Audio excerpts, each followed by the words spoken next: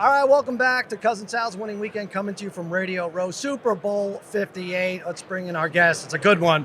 Cooked up an amazing season, leading the Tampa Bay Bucs to an NFC South title. Won a playoff game.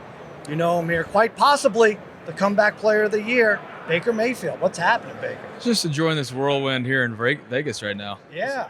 I didn't think Vegas could get any crazier, but I should have known. It's nuts. This is what it's all about, right? Yeah, just like satellite radio stations with very little signal, interviewing, just chasing people down all day. It's great. It's weird because we're taping this on a Wednesday, and the NFL Honors is Thursday, so we don't know who won Comeback Player of the Year. Yep. But the viewers watching on Friday, it's confusing. But I'm just going to congratulate you anyway on winning. Good job. Appreciate it. Pulled it off.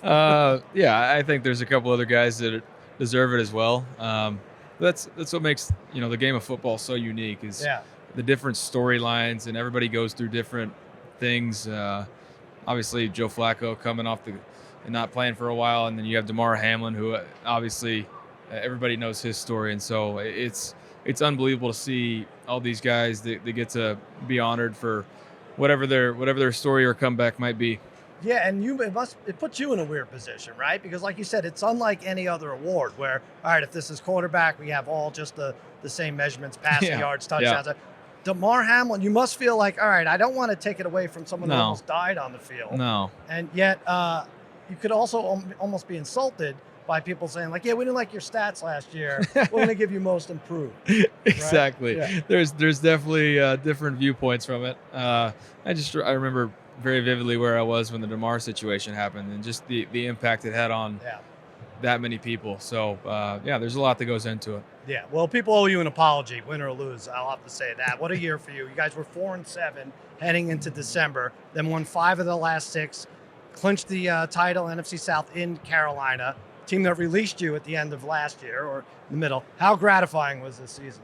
That was pretty damn fun. I'll say that to win the division at that place where showed up in July, get released in December. This is sweet revenge. Yeah, that's nice. Before the season started, I saw you took your offensive linemen to the Bahamas. Yeah. Now, that's a good thing and a bad thing, right? You want to gel with them. But then what do you get them for Christmas after that? Do they expect extravagant gifts like that every time? So, yeah, you try and do some little things that they're actually going to use. So I'm a tequila guy.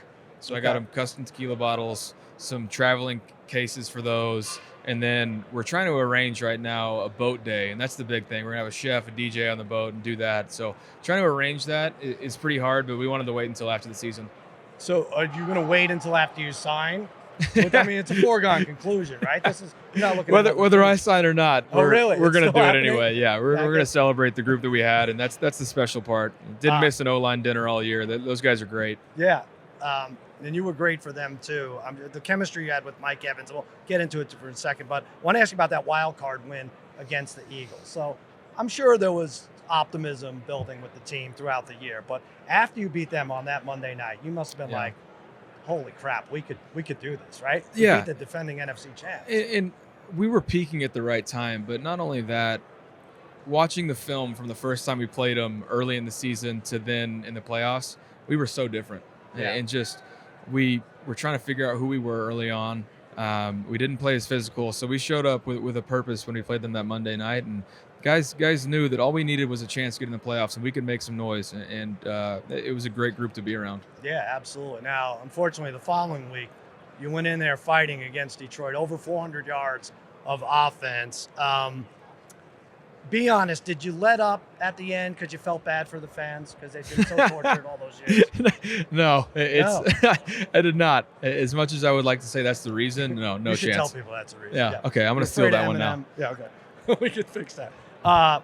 When Mike Evans couldn't corral the 2-point conversion, did you immediately think, oh, crap, Cousin Sal has Tampa Bay plus 6.5, and now we're down 8? Or were you like, no, we got to make that up for the team? It took me a second, but as soon as I sat down, that was my first thought. Okay, good. Yeah, it took me a second, though. I really do.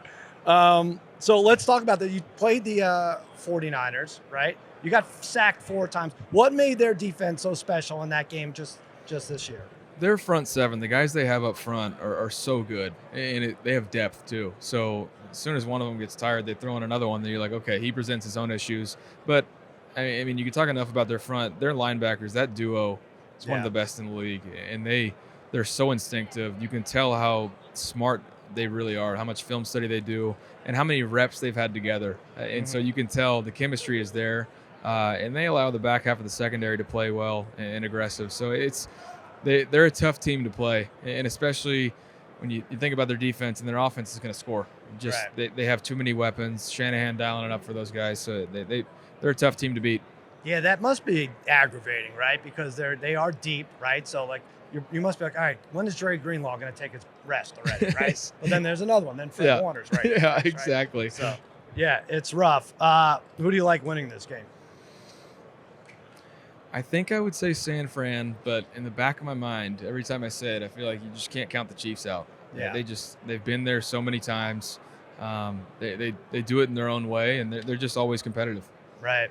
Yeah, it is tough. I'm trying to make my pick, and I'm thinking about the long off season. If you pick against Mahomes, and it's like, what am I still? I'm failing the final exam. Everybody's doing it right now, and I think he's enjoying it quite a bit. Exactly. You don't get enough credit for playing through that shoulder injury in Cleveland. Do you regret doing that now at this point? No, I'm a firm believer everything happens for a reason. Yeah. I'm stubborn as hell. Now, it was probably advised not to, but just strap it up close enough, make it secure, and go from there. But it led to me being at this point now and finding the love for the game again and enjoying it, and being around different people, having to bounce around a couple different spots, but learning a lot of life lessons along the way. And so for me, I wouldn't change it. Yeah, that's a good answer. Do you have a favorite Super Bowl memory? Oh, here's how stupid I was as a kid. I thought I was going to be a running back or receiver. So I loved watching Devin Hester highlights. Oh, yeah. And when he returned the opening kickoff when they played the Colts, I was like, oh, the Bears got this in the bag. Right. Obviously didn't end up winning, Rainy but game. Yeah, takes it right away. Yeah, and so it just, that memory is forever ingrained in me. There's like a minute long clip of Devin Hester just kick or punt return. I used to watch that thing all the time. Let's watch it together right now. No. We don't have time for that. All right, listen. I want to play a game with you. A quick game. It's called Does Baker Know Baker? Oh, gosh. And this is for 2 Super Bowl tickets, right? We're giving him 2 Super Bowl tickets? Oh, boy. Are you excited? I'm excited. Have you been to the Super Bowl before? And scared at the same time. Okay, all right, don't be scared. All right. Here's the first question. There's only 3. In the famous nursery rhyme, Rub-a-Dub-Dub, what 2 other occupations accompany the baker in the tub? No help, please. I have no idea. The baker, the ba-ba-ba-ba-ba. I got no clue, but I need to know this. We're about to have a kid. The butcher, the baker, the candlestick maker? Okay. All right, well. You were watching Devin Hester highlights. You weren't. All right, I'll give you 2 more chances. Oh, boy. Got to get these 2.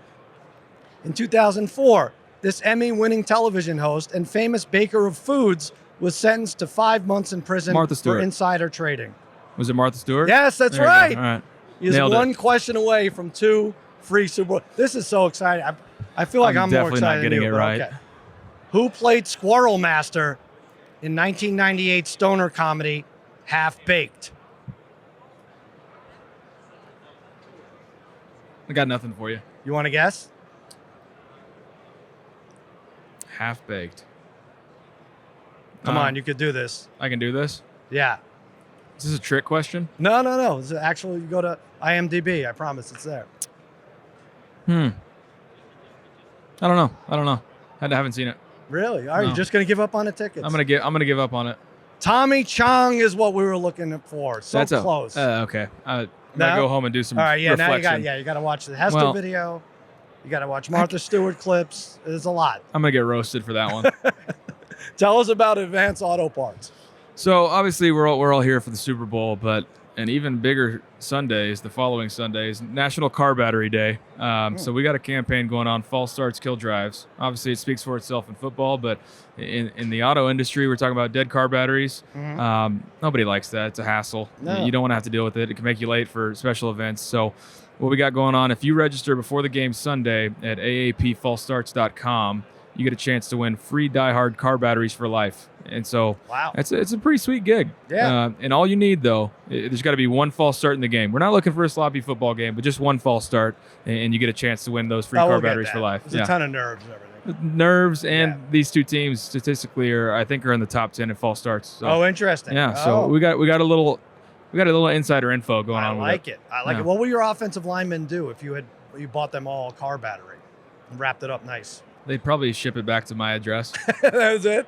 They have no use for it.